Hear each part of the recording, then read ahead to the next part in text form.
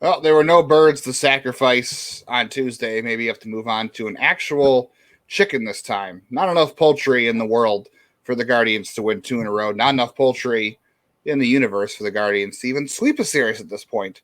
Instead, all you hear is the sound of a car backfiring as the Guardians continue to misfire on different cylinders every given night. This is Locked On Guardians. You are Locked On Guardians, your daily podcast on the Cleveland Guardians, part of the Locked On Podcast Network, your team every day.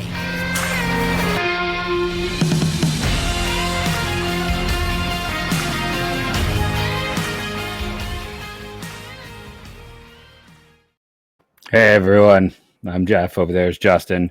My low energy is matched by the low energy we consistently see with this baseball team. I think part of the reason that everything is so contentious and terrible right now is because, as Justin said, like yesterday after the show, it's like, yeah, it was a great win, so many good pieces. Justin's like, they're going to sweep. I fell for the sacrifice. I thought the sacrifice was going to be enough. They haven't put anything together, and I think to me the most disappointing thing, amongst many disappointing things, I don't think anyone's been this disappointed since I was in high school. With when prom night? No, definitely not prom night. I barely knew my prom date, so no. But that's disappointing enough. Yeah, it's more. I was that person who's the parents are always like, he's got a lot of potential, he just doesn't apply himself. That feels like the Guardians right now. That came up at every parent teacher conference night, and that is the Guardians. And this team a year ago was so well coached and like always seemed to take the, like, what do we say? They took the extra base. They're not taking the extra base, and they're just running like they don't know what's going on. They look, frankly, like a mess right now. I don't know, and is the whole team pressing? Hey, great, Andres Jimenez had 2 hits tonight. That's nice to see.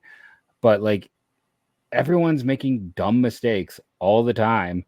And that's part of the reason they can't put anything together. I mean, we can sit here and just make major league references. I still feel bad. We forgot to mention that, like, talked about Serrano and the chicken, that he hits a bird that survives in the second movie. So, because he goes out and he tries to rescue the bird. Yes. Instead of rounding the bases. And that's something the Guardians would do. That's what the Guardians, that's what they look like. Josh Bell would hit the bird. He would run to center field and pick up the bird. The only redeeming value right now in Josh Bell is that it means we didn't sign Jose Abreu.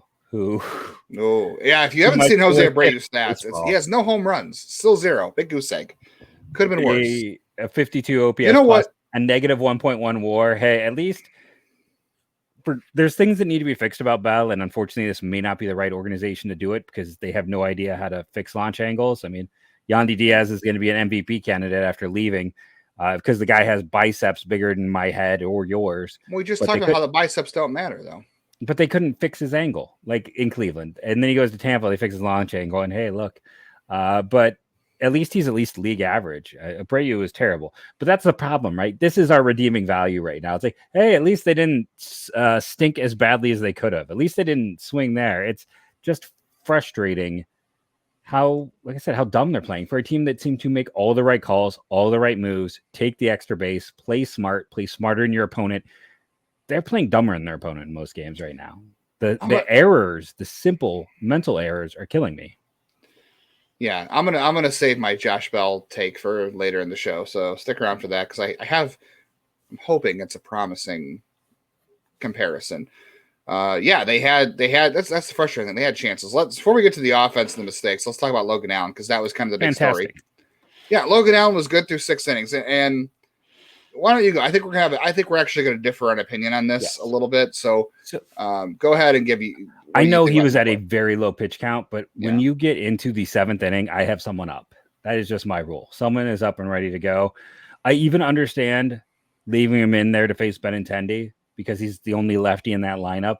Mm-hmm. But there is no way. Well, they were going to pinch hit Gavin Sheets at some point. Yeah. You knew that was going to happen, but yeah. Yeah, but there's no way in heck I'm leaving him out there. But Gavin Sheets is a righty, isn't he? No, Gavin Sheets is a lefty. He's a lefty. But it doesn't matter. Like, I'm lifting him after Benintendi. 2 batters is that unless it goes better. Now, hey, there's another world where you have Andres Jimenez or Gabby Arias playing shortstop, and they make that diving catch and make that throw on their knees and get the out because they have the arm and range. Ahmed has neither arm nor range. And we, defensive failures. Jose dropping the ball, the Tito and Carl Willis figuratively dropping the ball by not going to the bullpen. There was just a lot of ball drops in that inning, none in a good way. Yeah, the only good way is what happens in sixth grade. New Year's. Come on. I was going to the wrong. That's not always a good thing. I'm trying to keep it clean. That's not always a good thing. It's a Monday morning quarterback decision, and I'm going to say this. After 3 hits, you're going to leave him, or 2 hits and a walk? No. I think the right time to go. He had a low pitch count, and it was. There are certain situations because look, Tito has said this before. Tito has said, when he's pulled a guy and someone maybe asked him, "Hey, did you pull him too early?" and he'll say, I thought he pitched well. I thought he deserved a chance to win. And have someone pick him up. He said that before about pulling guys in these questions if they pulled him too early. And here it was probably too late.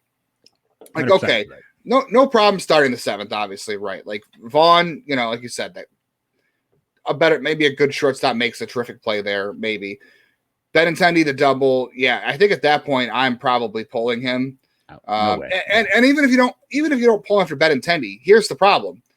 He faces Yasmani Grandal. Jose makes the error. There's your mistake. Big problem. You can't have that. 2-2. And Grandal just took him deep the last inning as well. So that's extra reason to not to have someone up and ready. And by that point, he walks Clint Frazier. And then he stays in for Romy Gonzalez. And Tito said, well, we wanted to get him to the bottom of the order because Romy Gonzalez has like a 4 or 5 something OPS. After either the Grandal or the Frazier walk, that should have been it. You shouldn't have let him face. I know Romy Gonzalez is a bottom of the order hitter, but I'm sorry. At that point, the bases are loaded, and you got, he just had bad things pile up on him in that inning. It should have been there. I realize this is a Monday morning quarterback decision. No, he came undone. It's not Monday morning quarterback. He came undone. It's baseball. Sometimes pitchers don't have it, and we see this happen where it disappears in an inning. You have to be proactive. Yeah, I mean, he said he wanted. I understand the reasoning about wanting to get to the bottom of the order. To me, that's a dumb comment. Like he has given up 2 hits, a walk. Sure, you don't put the error on him. There's only one hit that was hit hard. It was Benintendi's ball was the only well struck ball. Yeah, but I mean, still, he hasn't recorded now. Benintendi's was, guys are getting to him with 2 strikes. It was bad. After the walk, he should have been out. After the walk to Frazier, that should have been the end of the line. There's no logic for letting him pitch that deep into it. None at all. I don't care what they say. That was, to me, that's a silly move. Well, okay. Maybe someone should have been stirring in the 7th inning, but also the pitch count was super low. No, it was incredible. So, I mean, he left at 85 in spite of that terrible inning, so I get maybe nobody being up in the 7th inning to start the inning, but as soon as Benintendi reached, that's when you probably, I guess it wouldn't have mattered because by the time he faced Grandal and Frazier, you wouldn't have had enough time to get him ready. He's a rookie who faced this team last week, so they're familiar with him. And it's the 3rd time through the order. And it is a team that hits lefties much better than righties. You start the 7th with a guy up. When you have all of that data there, there's no reason you don't have a guy up. Enyel should have been up to start. And after the first 2 batters, Allen should have been out. Because the other problem is now it's a bad start. And when you have a young player, you just want to build that confidence. Like we're seeing it, like I said, with Andres Jimenez. We're seeing what looks like a guy pressing. We're seeing lots of guys press, right? We're talking about maybe they're not running. You want to help build up confidence instead of this being maybe his best outing, where I was going to sit there and play the true false game and be like, the most impressive rookie this year is Logan Allen. He leaves and it's not what it could have been. And instead of stacking his confidence, he leaves on a massively negative note. The play at shortstop I'm not saying that should have been made. It was a single. It wasn't like it was an error. Tough. It was a tough play. So, and then Jose Maris makes the error. So let's say someone better as a shortstop makes that play, so Vaughn doesn't get on, and let's say that Jose makes that play, doesn't look as bad. I know that changes the we're doing two big changes. I think unless you have a great player there, that's likely a single. I just think Jimenez and Gabby do have that potential. So what do you arm strength? Let's say Jose makes that play. If Jose makes the play? No, I'm still he's out. I'm not leaving him in there. You're still taking him out after the Grandal at bat? Yeah, you've got the bullpen, in a good situation with Enyel, who's pitched well this year. Or you can go, heck, I mean, Nick Sandlin's pitched a third of an inning in like the last week. You have some choices, you have some options. He's a young kid. And again, this team hits lefties very well. It's a very right-handed heavy lineup. I'm gonna be like, pat him on the back and good job and move on. I agree, because he has said before that when he takes guys out too early, when some people question, he has said, "Oh, I thought he pitched well enough, and we wanted to get him." And he had the win. It's not like I know. Well, it was 2-1. Yeah. Dude, yeah. All right, we'll talk. That it doesn't matter. You know what? It doesn't matter what he did because the offense scored 2 runs. So we have to talk about the offense a little more. But I don't want to say I'm more optimistic about the offense because there's still a lot of frustration. We'll definitely get into that after the break, though. Yeah, and De Los Santos looked fantastic. Absolutely fantastic.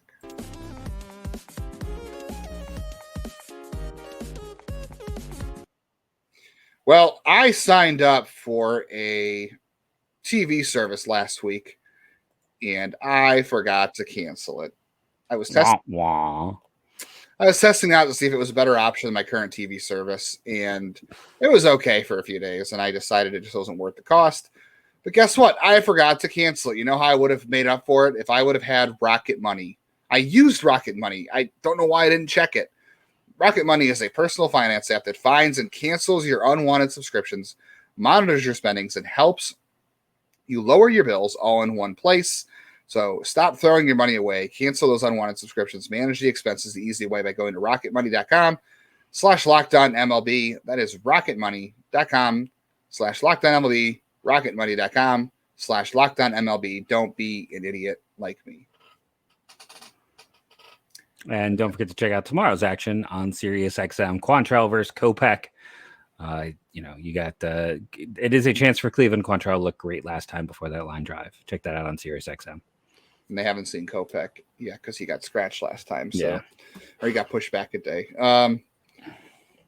Yeah, I mean, whatever they do with Logan Allen doesn't really matter because they scored 2 runs. That's the frustrating thing. And again, we do our daily base running check-in. They didn't even bother to steal base, Jeff. Okay, look. Didn't even try. Ahmed Rosario walked. For the love of all things, Ahmed Rosario walked. Didn't try to steal. Jose Ramirez had the triple late in the game, so whatever. Yeah. Let's see who else. Gabby Arias walked in a hit. I would like to see him steal. I know we're not gonna rip on Arias, but we'd like to see him running. No, Jimenez runs well. On base twice, no base running. Will Brennan. Well, one of those was because his single was the double play. It was the Josh Bell running error. The guy. Oh, that's right. Yeah. And then his other one was right before the final play of the game. So like at least in those, you can sit there and look at it. But there was chances. There was chances to run. They didn't run. And Yasmani Grandal's not a great defender. Not anymore. He used to be. He's definitely age has caught up to him. To me, you look at this, it's like Chicago had 1 more hit and 2 more walks, and Cleveland had the error, so they ended up having 4 more base runners. But Cleveland had more extra base hits than Chicago did in this one. Mm-hmm. Yeah, as much as the offense wasn't there. Like Stephen Kwan and Mike Zunino are the only guys who didn't reach base. Like they actually had a lot of things going well offensively. But as I talked about, they were the base running error when you got after that Jimenez single where Josh Bell gets instead of the bases loaded with 1 out. And yes, I know it would have been bases loaded 1 out with Mike Zunino coming up, which hasn't been as great of late. But it's just like a car. It's like a car backfiring because look against the Mets. Okay, they had good offense. The bullpen blew it.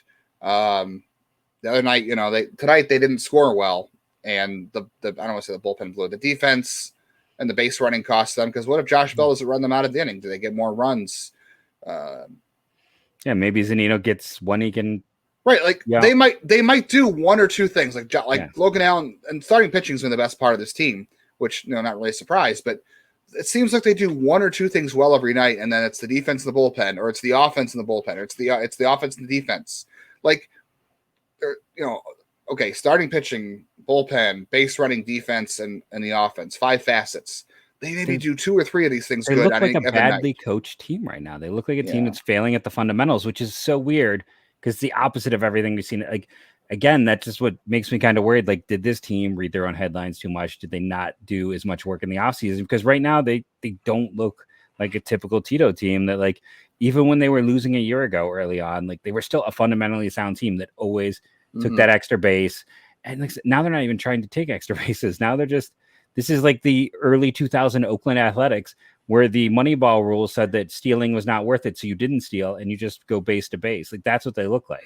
And what we've talked about, I think our theory was true, because I think Tito even echoed this in his comments, saying that, you know, he does see guys maybe afraid to run into outs or are not playing with the confidence right now because they're not playing well. So that leads to not running. So he did basically, I'm not saying that's exactly what he said, but that does kind of make it seem like they are a little bit gun shy to run more and do these things. That's kind of what it feels like he's saying. So yeah, it's just and he said too that they're having some growing pains this year they thought they would have gotten last year. So it's like the reverse, where a lot of these guys are kind of hitting their slump, I guess, sophomore slump, I guess. Estuary Ruiz has nearly half the total stolen bases of this team.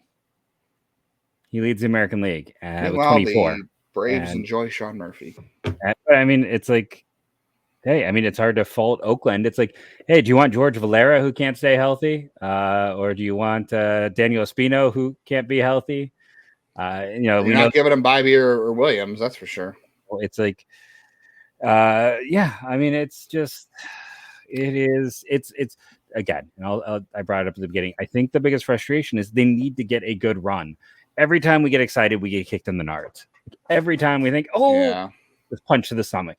And it's going to make this fan base get angry and angrier because we're so desperate for something to cling to. And it'd be one thing if like they weren't supposed to be good, or, if these were tight contests, but instead it's like the bullpen imploding, the being mistake prone and fundamentally unsound. It's all of these things that this team isn't supposed. They are giving away games that they can't afford to give away. And that's why I was going to say too, going back to the Allen thing,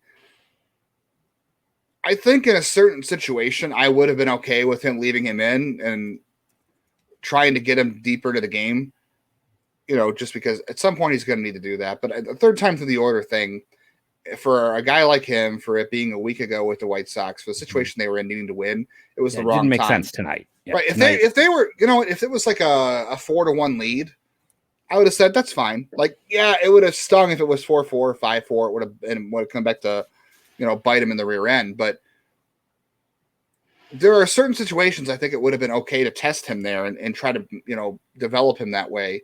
Because, again, that is a developmental piece right there. You're not going to, come playoff time, if they make the playoffs, I don't want to say the P word, but you're not going to go 3 times through the order with Logan Allen. He is not that kind of pitcher. But you don't with most teams. You don't with most starters anymore anyways. Like, you don't, especially now with Logan in the Allen. Playoffs. Yeah.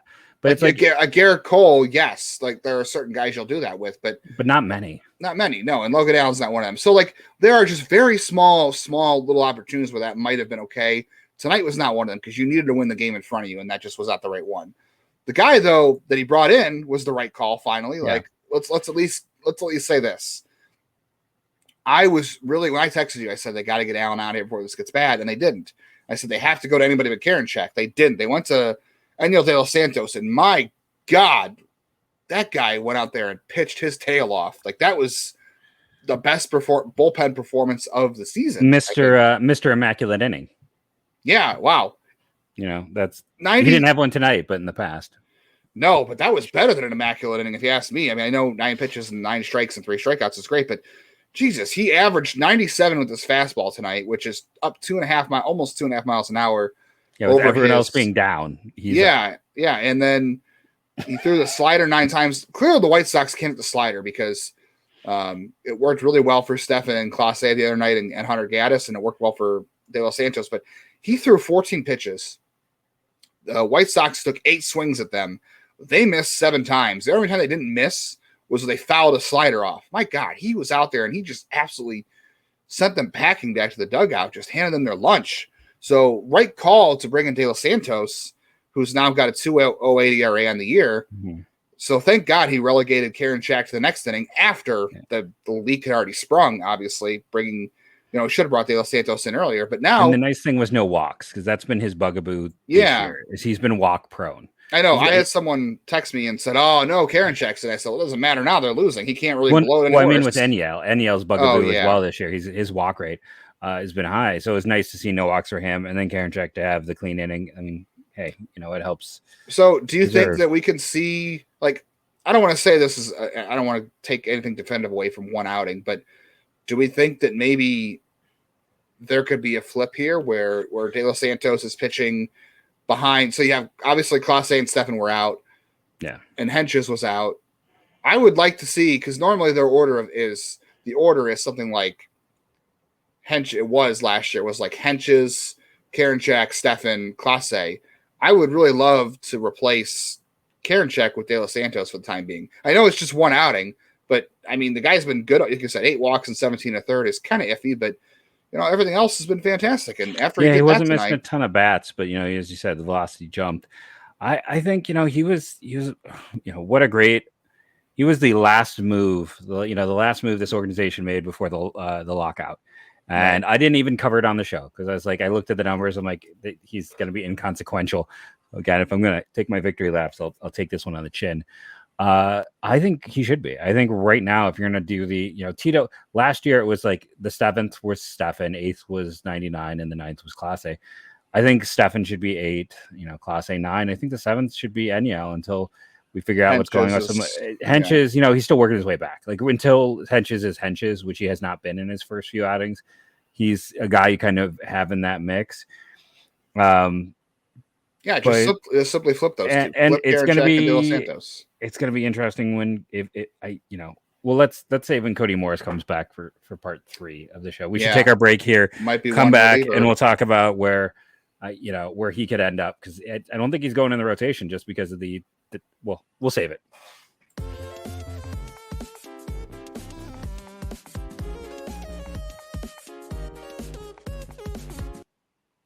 Birddogs. These are shorts we both love. They sent us this. Here's the thing. It's not cheap to send an entire network 2 pairs of shorts and a thermos that I use around school. It's a solid thermos. It's as they say, a Yeti-like thermos, Yeti-style tumbler. But they sent it to everyone because that was the best way to really get across. These shorts are fantastic. They're comfortable. They look good. They feel good. I'm wearing them to school tomorrow and Thursday. You can bet your bottom dollar when it is field day, I'll be wearing those shorts. They're comfortable. They feel good. They look good. Silly names. Fantastic product. Go over to birddogs.com/LockedOnMLB. And when you enter the promo code LOCKEDOnMLB, they'll throw in a free custom Birddogs Yeti style tumbler with every order. I use my tumbler daily.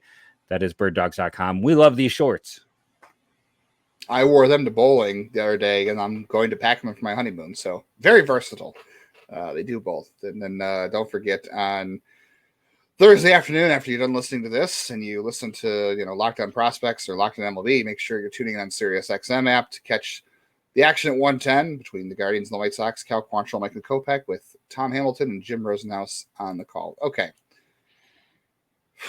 I want to do a real quick thing. I don't want to be so negative. The offense tonight was not – obviously, they scored 2 runs. That stinks. But they had a lot of base runners. They just didn't execute again. Yeah, and I think you got hits from, like, certain guys. Like, okay, Gabriel Arias, I don't know how many games in a row it is now. Every day. Yeah. And that last at bat he had, it was against Joe Kelly. Joe Kelly is a tough pitcher. His stuff He's been good this year, too. His stuff is really nasty. Good this year. And he got kind of jobbed a little bit because the strike 2 call in the outside corner was not a strike. It was a ball. He should have been ahead in that count 2-1 instead of being down 1-2. And he fought, and he grounded that double play, which someone texted me and said, he pulled his Ahmed Rosario. I said, well, the only difference between that is Ahmed Rosario would have done it on the first pitch. Gabby Arias made him throw 5 pitches, and he really should have had a 2-1 count instead of a 1-2 count. But he reached base twice again with a double and a walk.